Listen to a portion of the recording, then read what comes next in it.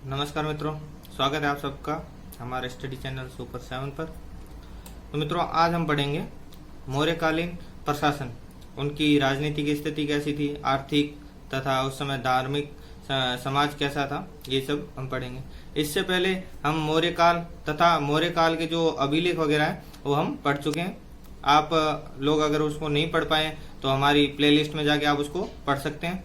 ठीक है मित्रों, तो आज हम पढ़ेंगे मौर्यकालीन प्रशासन, जो भारतीय इतिहास में बहुत ही ज्यादा महत्व रखता है कि यहीं से जो प्रारंभिक सत्ता मानी जाती है जो भारतीय इतिहास की, वो यहीं से मानी जाती है। यहीं से निरंतर जो भारत है वो उत्तरोत्तर प्रगति करता गया और आगे बढ़ा। जो क्रमबद्ध इतिहास मिलता है भारत का, वो मौर्य काल से मिलता है। इन्हीं के द्वारा जो अभिलेख वगैरह हैं जो मिले हैं, उन्हीं को सर्वप्रथम पढ़ा गया है, जिसके कारण से जो जानकारी हमें मिलती है और यहीं से मिलती है। ठीक है मित्रों, इसलिए जो मौर्यकालीन जो भी काल में जो भी घटनाएं घटी थी वो हमारे लिए बहुत ज्यादा महत्व रखती है।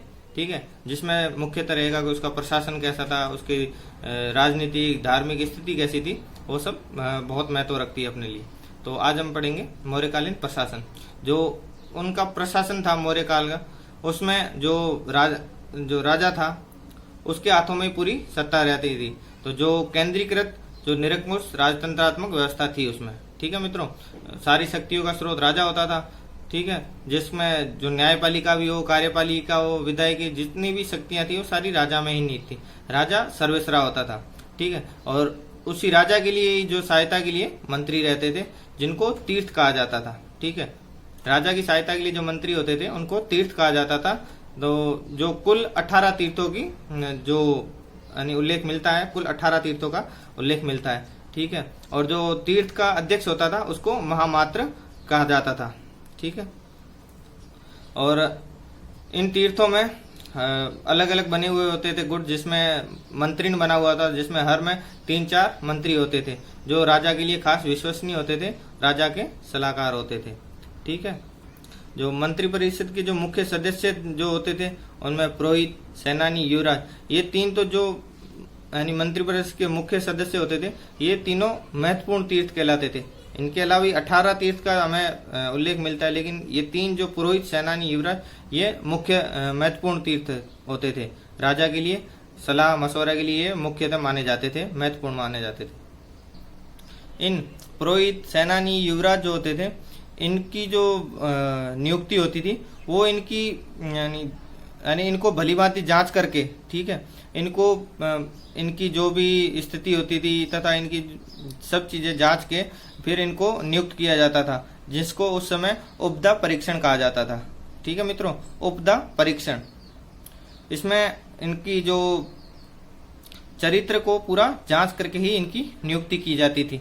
ठीक है मित्रों, उसके अलावा जो तीर्थ मिलते हैं, समाहर्ता, जिसको राजस्व प्रमुख कहा जाता था, सन्निधाता, कोषाध्यक्ष, सन्निधाता तथा समाहर्ता, दो अलग अलग तीर्थ भी मिलते हैं जिनका आपस में था। जो समाहर्ता होता था, समाहर्ता ये कर वगैरह लगाना करना, उनका कार्य समाहर्ता किया जाता था, तथा उसी सन्निधाता का कार्य मिलता है वो कोषाध्यक्ष के रूप में मिलता है।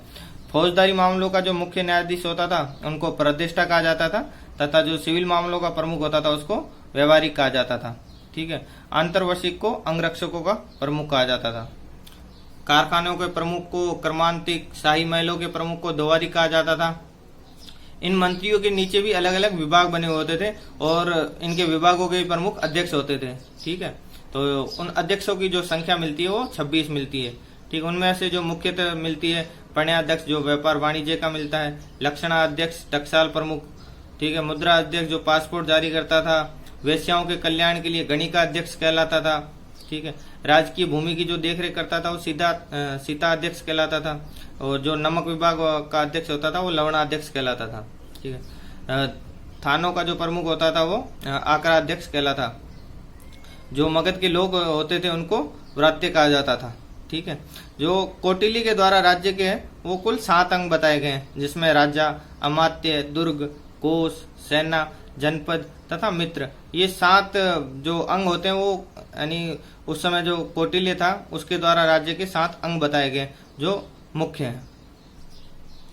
न्याय व्यवस्था में जो न्यायाधीश होता था वो राजा स्वयं होता था। न्यायपालिका, कार्यपालिका, जो इनकी जो सारी शक्तियां वो राजा में ही निहित होती थी। तो मुख्य न्यायाधीश राजा स्वयं होता था, फिर इसके नीचे न्यायालय को बांटा जाता था। तो दो प्रकार का बांटा जाता था, जैसे दीवानी तथा फौजदारी अलग अलग प्रक्रिया में बांटा जाता था। जो धर्म स्थायी, एक होता था धर्म स्थायी तथा एक होता था कंटक शोधन। कंटक शोधन फौजदारी मामलों को देखता था तथा धर्म स्थायी जो न्यायालय होता था वो दीवानी मामलों को देखता था।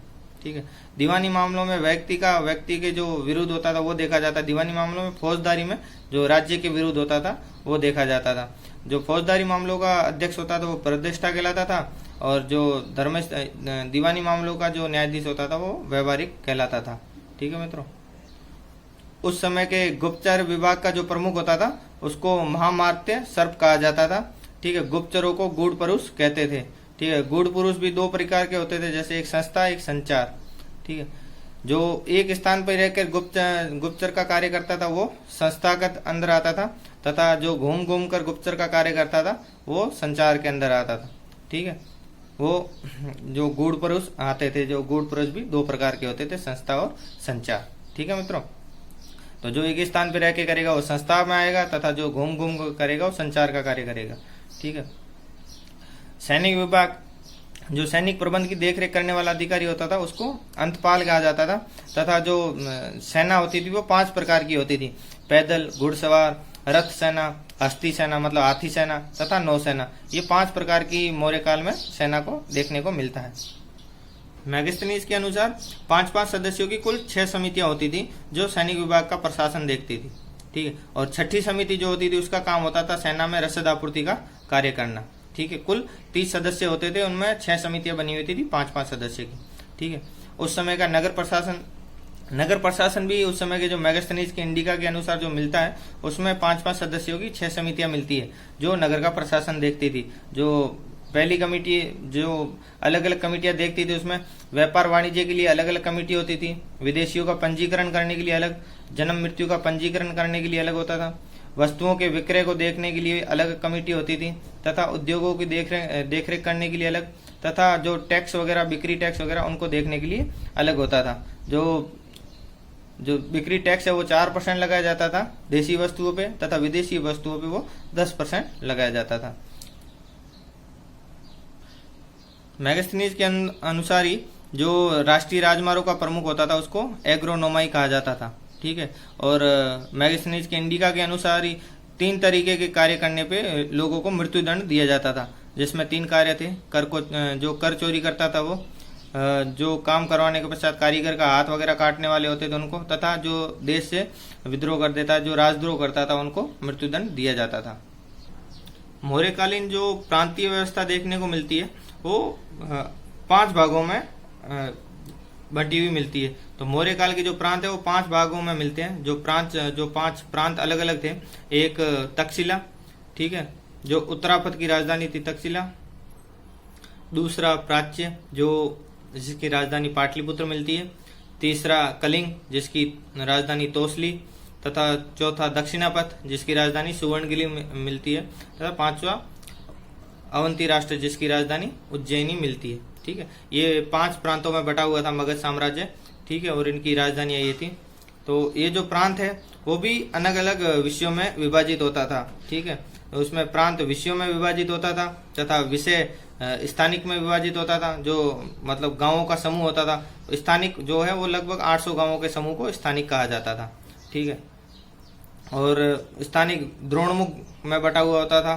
द्रोणमुख है वो 400 गांवों का समूह होता था, और द्रोणमुख है वो खावर्टिक में बटा हुआ था जो 200 गांवों का समूह होता था, तथा खावर्टिक संग्रहण में बसा हुआ था जो 100 गांवों का समूह होता था। ठीक है, और अंतिम जो रहता था वो गांव रहता था, और गांव के मुखिया को गोप कहा जाता था। ठीक है मित्रों, मौर्यकालीन जो अर्थव्यवस्था है वो मुख्यतः कृषि पे आधारित होती थी, तथा वो कृषि प्रधान अर्थव्यवस्था थी। ठीक है मित्रों, जो भूस्वामी होता था उसको क्षेत्रक कहा जाता था, तथा कृषक को उपवास कहा जाता था। ठीक है, और जो सिंचाई व्यवस्था होती थी उसको सेतुबंद कहते थे। इस पर जो टैक्स लगाया जाता था उसको उदय भाग कहा जाता था। ठीक है मित्रों, और भू राजस्व पे जो कर लगता था उसको भाग कहते थे, और जो राजा को भेंट दी जाती थी उसको बलि कहते थे, और बेगार को विष्टि कहा जाता था। इन कृषि के लिए ही जो सुदर्शन झील का निर्माण चंद्रगुप्त मौर्य ने करवाया था, वो सिंचाई के लिए ही करवाया था। जो सौराष्ट्र में सुदर्शन झील का निर्माण करवाया था, जिसका अशोक ने पूर्ण निर्माण करवाया था, वो सुदर्शन झील का जो मुख्यतः सिंचाई के लिए ही निर्माण करवाया गया था। ठीक है, सुदर्शन झील के बारे में जो मिलती है बात है, जैसे उसका निर्माण तथा पुनर्निर्माण किसने करवाया था, उसमें मुख्यतः चंद्रगुप्त मौर्य ने इसका निर्माण करवाया था। जो उस समय उसका गवर्नर पुष्यगुप्त वैश्य था। ठीक है, ये गुजरात में मिलती है सुदर्शन झील, सौराष्ट्र में। तथा अशोक ने इसका पुनर्निर्माण करवाया था, उस समय उसका गवर्नर तुसास था, यूनानी। तथा इसकी मरम्मत रुद्रदामन ने करवाई थी, शक शासक ने। ठीक है, जो सुविशाख के नाम से था, उसका गवर्नर था।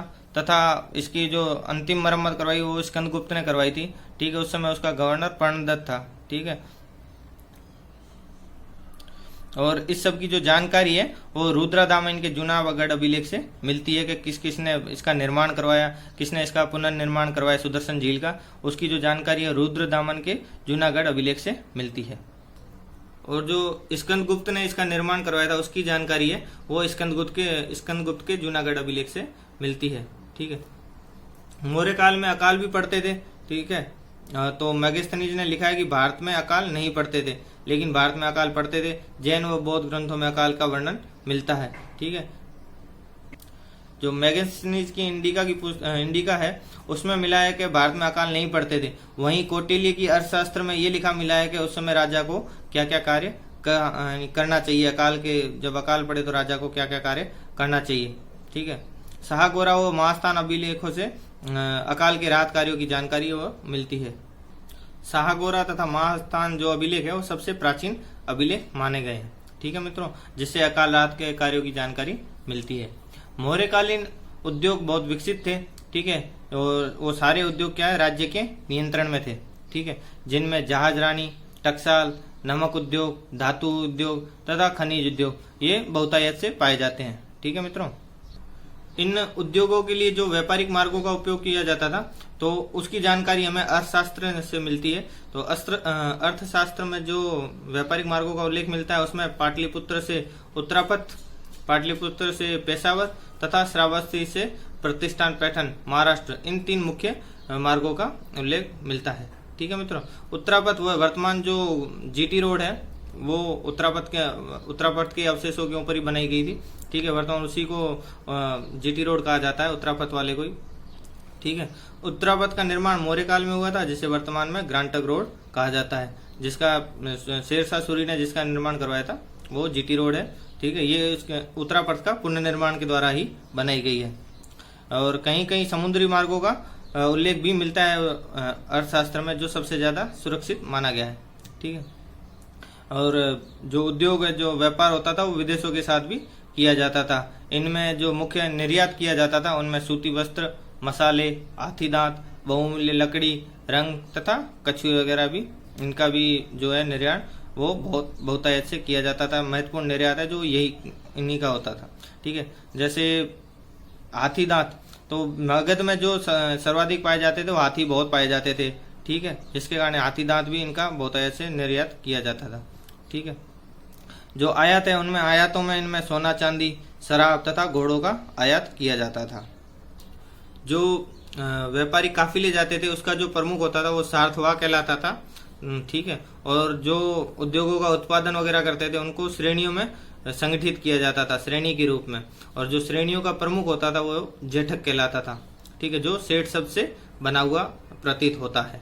ठीक है, मौर्यकालीन जो सामाजिक व्यवस्था है वो निरंतर चली आ रही थी। तो जो सामाजिक व्यवस्था है वो 4 भागों में विभाजित थी, वही जिसमें ब्राह्मण, क्षत्रिय, वैश्य तथा शूद्र। ठीक है, ये 4 वर्ण माने जाते हैं जो व्यवसाय के कार्य के आधार पर माना जाता है। ठीक है, व्यवसाय के आधार पर ही जाति व्यवस्था स्थापित हो चुकी थी, जिसमें कोई सामाजिक गतिशीलता नहीं थी। मेगास्थनीज के अनुसार व्यक्ति अपनी जाति नहीं बदल सकता था, जातीय भेदभाव भी व्याप्त था।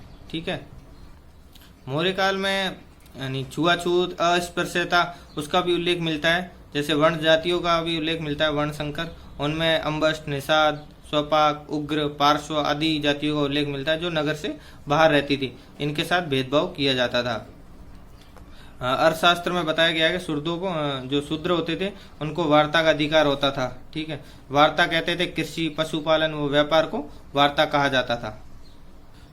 अगर मैगस्थनीज के अनुसार माना जाए तो जो मैगस्थनीज की पुस्तक में उल्लेख मिलता है उसमें भारतीय समाज 7 जातियों में विभाजित था। जो 7 जातियां मानी जाती है, दार्शनिक, किसान, पशुपालक, ठीक है, जिनको अहीर भी कहा जाता था, शिल्पी को व्यापारी कहा जाता, सैनिक, निरीक्षक तथा सभासद, इन 7 जातियों में विभाजित था। उस समय महिलाओं की स्थिति में गिरावट आई। इनको राजनीति को जो संपत्ति संबंधित अधिकार थे वो सीमित कर दिए गए। ठीक है, वेश्यावृत्ति का प्रचलन था। ठीक है, वेश्याओं को गणिका कहा जाता था। जो राज्य में वेश्याओं के कल्याण के लिए भी प्रयास किए जाते थे और इनका जो प्रयास करता था जो वेश्याओं के कल्याण के लिए, उसको गणिका अध्यक्ष कहा जाता था और ये अलग से विभाग बनाया गया था गणिका अध्यक्ष नाम से। इनमें स्वतंत्र रूप से भी वेश्यावृत्ति करने वाली महिलाएं भी मिलती है जो रूप जीवा कहलाती थी, जो राज्य के अधीन नहीं होती थी। और इनमें नियोग प्रथा, विधवा विवाह का भी प्रचलन था।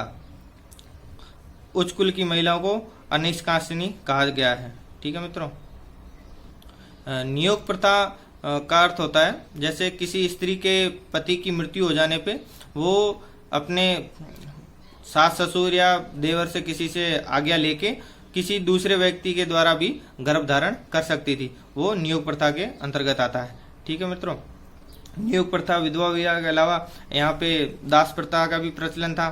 ठीक है, लेकिन जो मैगस्थनीज के अनुसार क्या है, भारत में दास प्रथा का प्रचलन नहीं था।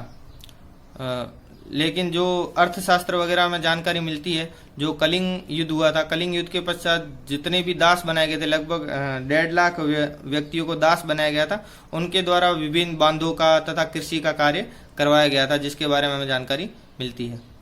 अर्थशास्त्र में लिखा है भारत में 9 प्रकार के दास पाए जाते थे, 9 प्रकार के दास बनाए जाते थे तथा बौद्ध संघ में दासों के प्रवेश पर प्रतिबंधी था। मौर्य काल में दासों को उत्पादन कार्यों में लगाए जाने लगा। मतलब जो कलिंग युद्ध में जो दास बनाए गए थे, लगभग उन लोगों से ये कृषि का कार्य तथा बांध निर्माण के कार्य करवाए गए थे, जिसकी जानकारी मिलती है। मौर्य कालीन ही सर्वप्रथम जो सिक्कों की जानकारी मिलती है, जिनको आहत मुद्राएं कहा जाता था। इनमें चांदी के सिक्के तथा तांबे के सिक्के बहुतायत में पाए जाते हैं।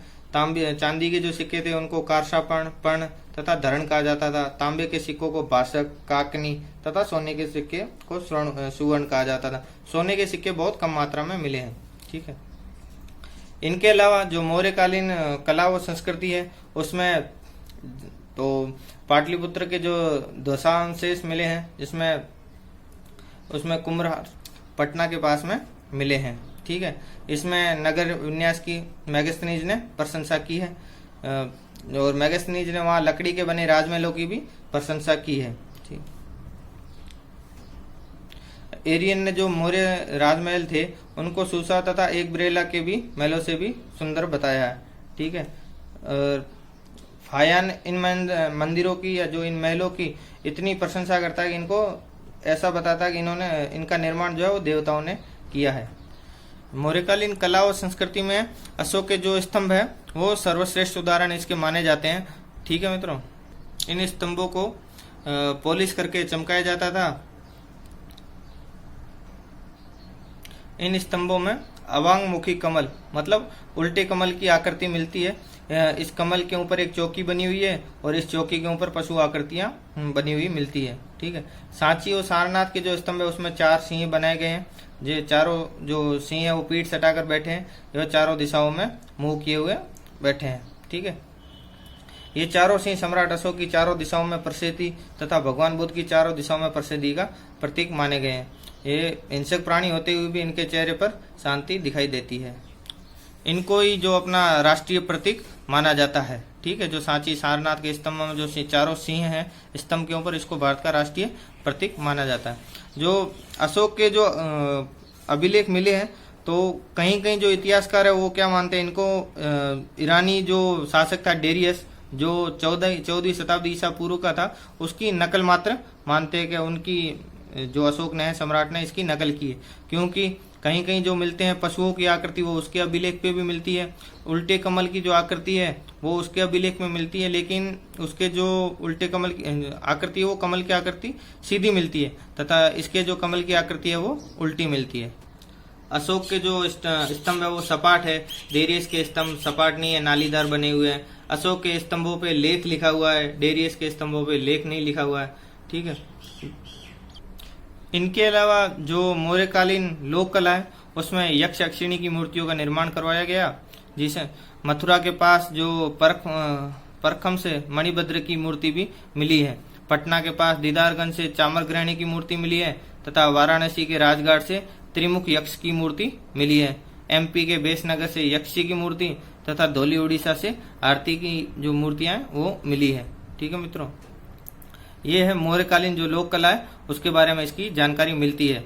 ठीक है मित्रों, तो मित्रों आज पढ़ा हमने मौर्य प्रशासन। भारत में जो पहली बार केंद्रीकृत शासन की जो व्यवस्था मिली वो मौर्य काल में ही मिली है। ठीक है, तथा इसका जो केंद्रीय प्रशासन है वो 18 भागों में मिलता था, प्रांतीय प्रशासन अलग होता था, इसमें न्याय व्यवस्था अलग होती थी तथा जो कर एकत्रित करने के लिए समाहर्ता तथा सन्निधाता वगैरह मिलते थे। सैन्य व्यवस्था 5 भागों में विभक्त होती थी। ठीक है, न्याय व्यवस्था में धर्म स्थायी तथा कंटक शोधन 2 प्रकार के न्यायालय मिलते हैं। ठीक है, तथा ऐसा मौर्य जो कालीन कला, ठीक है, उनके बारे में पढ़ा। जब मौर्य भाग के जो प्रांत थे 5 प्रांतों के बारे में पढ़ा। ठीक है, मौर्य कालीन में स्त्रियों की स्थिति इतनी उन्नत नहीं थी, उसके बारे में उल्लेख मिलता है तथा इसके बाद जो वेश्यावृत्ति के लिए अलग से विभाग बनाए गए उसके बारे में जानकारी मिलती है। ये मुख्यतः जो मौर्य काल के जो घटनाएं घटित हुई उसके बारे में जानकारी मिलती है कि मौर्य कालीन जो समाज था वो कैसा था, उसका प्रशासन कैसा था। ठीक है मित्रों, मैं आशा करता हूँ हमारे वीडियो आपको पसंद आया होगा। अगर वीडियो पसंद आए तो लाइक कीजिए, शेयर कीजिए तथा हमारे चैनल को सब्सक्राइब कीजिए।